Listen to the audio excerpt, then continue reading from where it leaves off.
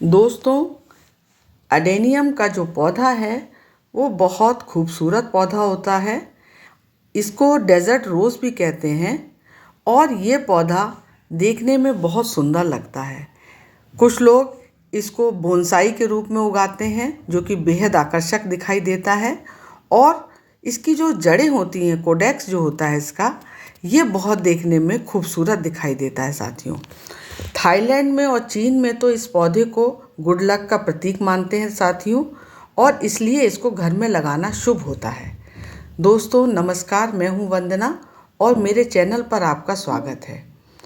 दोस्तों, आज मैं आपको बताऊंगी कि एडेनियम का जो पौधा है इसको आप कैसे अपने बगिया में संख्या को इसकी बढ़ा सकते हैं, इसकी कटिंग को कैसे लगा करके नए नए कलर्स जो हैं वो अपनी बगिया में लगा सकते हैं, क्योंकि ये एक परमानेंट पौधा है और कई सालों तक चलता है। जितना ज़्यादा पुराना पौधा होगा उतना ही मार्केट में उसकी कीमत ज़्यादा है। आमतौर पर अडेनियम में गुलाबी और लाल रंग के फूल खिलते हैं, और लेकिन इसमें सफ़ेद, पीले, बैंगनी और बहुत सारे रंग इसमें आते हैं। तो साथियों, जो फरवरी का समय है, इस समय एक्टिव ग्रोथ में होता है अडेनियम, और इस समय यदि आप इसकी प्रूनिंग करते हैं तो जो शाखाएं हैं वो बहुत जल्दी निकल आती हैं, और जल्दी शाखाएं निकलने से आपका पौधा जो है, जो लगाएंगे आप, वो आपका बहुत जल्दी डेवलप हो जाता है। तो इसलिए इस समय में आपका इसकी कलम को तैयार करने के लिए, नया पौधा तैयार करने के लिए ये आपका बेस्ट टाइम है। तो इसके लिए आपको जो ज़रूरत पड़ेगी कि आपके पास जो अडेनियम का पौधा लगा हुआ है उसी से ही आप अपनी जो कलम कर रहे हैं उस कलम को आप रख लीजिए, और रख करके उन्हीं कलम से आपके नए नए पौधे तैयार हो जाएंगे। जो भी आपके अडेनियम लगे हुए हैं उनकी देख रेख जो कर रहे हैं आप, और उसमें जो आप लगा रहे हैं वो उनमें ध्यान देते रहना है कि आपका जो है, इसमें बहुत कम पानी की ज़रूरत होती है साथियों, ज़्यादा पानी लेता नहीं है, क्योंकि ये एक रेगिस्तानी पौधा है। इसमें जो है बहुत ज़्यादा कई दिनों तक यदि आप पानी नहीं भी देते हैं तो ये चल जाता है।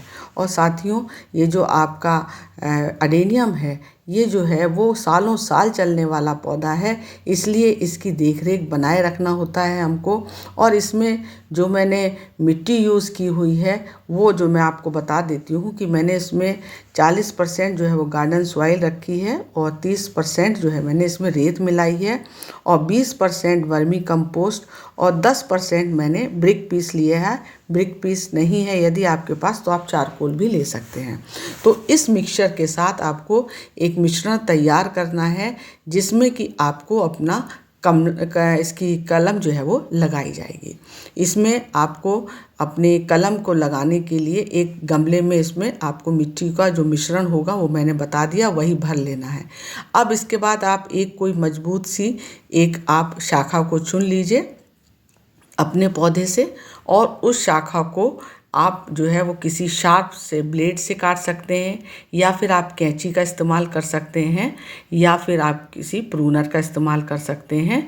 जो भी चीज़ आपके पास उपलब्ध है उससे आप इसको काट लेंगे अपनी शाखा को। और काटने के बाद साथियों, जो ये आपने शाखा काटी हुई है, इसमें नीचे की तरफ जो काट लिया आपने, उसमें आपको साफ का जो है ये आप डाल देंगे। ये फंगीसाइड है, बहुत अच्छा है, हमने भी इस्तेमाल कर रहे हैं। तो इसको आप जो आप जहाँ पर भी अडेनियम की आपने जो भी प्रूनिंग कर रहे हैं, आप शाखाएं काट रहे हैं, उसको एक सही शेप देने के लिए काट रहे हैं या कलम तैयार करने के लिए, उसमें आपको कटे वाले स्थान पर लगा देना है इसको। साथियों, जब भी आप अपनी वो कलम लगाते हैं तो कोशिश करिए 3-4 कलम एक साथ लगा लीजिएगा, जिससे कि आपकी, यदि मान लीजिए कभी आपका पौधा हिल जाए आपके हाथ से, तो वो आपको दूसरी कलम तैयार मिल जाए। अब साथियों, जो आपने कलम को काट लिया है उसको तुरंत उसी दिन नहीं लगाना है। इसको कलम को, इसमें नीचे चिपचिपा पदार्थ रहता है, उसको सूख जाने दीजिए। आप इसको छायादार स्थान पर रख दीजिए अपनी कलम को 2 दिन, और 2 दिन के बाद तब आपको जो मिश्रण मैंने बताया है उस मिट्टी में जो है गमले में आपको इसको लगा देना है। 2-3 इंच गहरा इसको गमले में डाल देना है आपने जो कलम तैयार की हुई है, और इसमें डालने के बाद जो है नीचे दबा देना है इसको इस मिश्रण में, मिट्टी में, ताकि जो है वो आपकी कलम जो है वो अपना स्थान ले ले, जम जाए अपनी जगह पर सीधी। 2-3 इंच गहरा करके रख देना है आपको। और इसके बाद तब इसमें आपको पानी दे देना है। पानी साथियों बहुत अधिक नहीं देना है, बस इतना देना है आपको कि नमी बन जाए उसमें।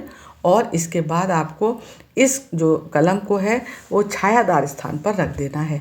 महीने भर तक आपको छायादार स्थान पर ही या हल्की शेड में रखना है। इसके बाद आपको 1 महीने के बाद तब आप धूप में रखिए। देखिए ये मैंने पौध जो है वो पहले से तैयार की हुई है कलम है जो मैंने अडेनियम की, तो ये 1 महीना इसको हो चुका है। इसमें देखिए आप नए नए पत्ते बनना शुरू हो गए हैं और ये कलम जो है वो लग गई है। जब आप इस तरीके से अपनी कलम को लगाएंगे तब आपकी भी जो अडेनियम की कलम जो है वो 100% जो है वो आपकी लग जाएगी और किसी भी तरीके का उसमें फेल्योर नहीं रहेगा। साथियों, जब हम लोग का पौधा जो है वो पुराना हो जाता है, अभी तो इस समय फरवरी चल रहा है, पौधों की यही स्थिति है कि बहुत ज़्यादा वो जो हैं विकसित नहीं हो रहे हैं, ग्रो नहीं कर रहे हैं, क्योंकि डोरमेंसी में थे पूरे जाड़े। अब जब फरवरी का समय आया है तो जो आपने पौधे लगा रखे हैं उनमें आप जो है एक बहुत अच्छी खाद मैं बता रही हूँ आपको, वो ज़रूर डालिए। इसमें सरसों की खली को सूखा मत डालिए, आप उसमें लिक्विड कर लीजिए, थोड़ा सा डाल करके पानी उसको रख दीजिए 3-4 दिन तक। फर्मेंटेशन जब हो जाएगा उसमें तब पानी मिला करके डाइल्यूट करके आप अपने जितने भी अडेनियम के पौधे लगा रखे हैं आपने उसमें सब में जड़ों के आसपास इस पानी को दीजिए, और इससे क्या होगा कि आपके बहुत अच्छे पौधे हो जाएंगे। साथ में अपने पौधों के आसपास जो है वो गुड़ाई भी करना है 15 दिन पर। और साथियों, इस समय आपको 1 महीने के अंतराल पर जब आपने नई कलम लगा ली है तो करीबन 2 महीने बाद, 1 महीने बाद तो आपकी उसमें कलम बहुत अच्छी बन जाएगी, और उसके 1 महीना और वेट कर लीजिए। 2 महीने बाद जो है आप इसमें बोन मील ज़रूर दीजिए। जो पुराने पौधे हैं उसमें आप अभी भी दे सकते हैं बोन मील। 1 पौधे में 1 चम्मच जो है वो बोन मील आप दे दीजिए, क्योंकि बोन मील बहुत अच्छा सोर्स है ये फास्फोरस का। इससे पौधे की जो आपके अडेनियम की जो जड़ें हैं वो बहुत मजबूत हो जाएंगी, और जो इसमें फूल खिलेंगे उनकी संख्या बढ़ जाएगी। और चूँकि इसमें कैल्शियम भी है, फास्फोरस है, तो बोन मील डालने से फूलों का जो आकार है आपके अडेनियम का वो बड़ा हो जाएगा, पहले से बेहतर हो जाएगा, और फूल ज़्यादा आते हैं इससे। ये खाद जब आप डालते हैं और चमकदार फूल आते हैं इसमें, क्योंकि ये जो खाद है बहुत अच्छी खाद है। और साथियों, ये जो है धीमी गति से घुलने वाली खाद है, इसलिए लंबे समय तक पौधे को पोषण मिलता रहेगा। तो इस तरीके से आप अपनी कलम लगाइए और बगिया को सुंदर बनाइए। जानकारी अच्छी लगी हो तो चैनल को सब्सक्राइब कीजिए। धन्यवाद।